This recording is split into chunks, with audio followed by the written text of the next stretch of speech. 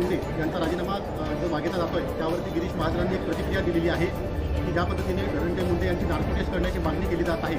Ajit मागणींनी Eknath खडसेंच्या narco taste केली होती ती शरद पवारांनी मान्य केली नाही, आता ही मागणी का करता असा सवाल जो आहे गिरीश महाजनांनी उपस्थित केला। गिरीश महाजन पागल झालेला आहे, त्याला वारंवार जळीस्थळी पाशाने घरी दारी नाथाभाऊच दिसतो। त्यामुळे शक्यतो आता मी गिरीश महाजनांच्या वक्तव्यावर बोलणं टाळलं जातं। काही वक्तव्य करावे ते प्रसिद्धीसाठी केले जातात। नाथाभाऊंवर बोललं तर मोठ्या प्रमाणावर प्रसिद्धी केली जाते। गिरीश महाजनांना मुलगा नसल्यामुळे मुलगा गेल्याचं दुःख त्यांना नाही आहे, पण मला माझा एकुलता एक मुलगा गेल्याचं दुःख अजून मी पचवू शकलेलो नाही आहे। संतोष देशमुखांची हत्या ही अत्यंत निर्गुणप्रमाणे करण्यात आलेली आहे।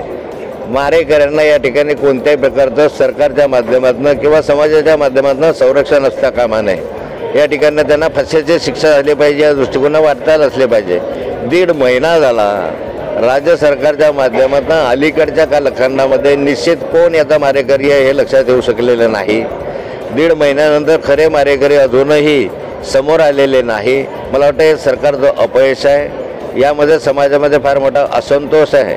जो कोणी या संदर्भामध्ये दोषी असेल, ज्याने या संदर्भामध्ये या संतोष देशमुखांची हत्या केली असेल, त्याला तातडीनं अटक व्हावी, तातडीनं शिक्षा व्हावी आणि हे फास्ट ट्रॅक कोर्टाकडे चालवून फाशीची शिक्षा कशी होईल या दृष्टीनं शासनाने पावलं उचलावी।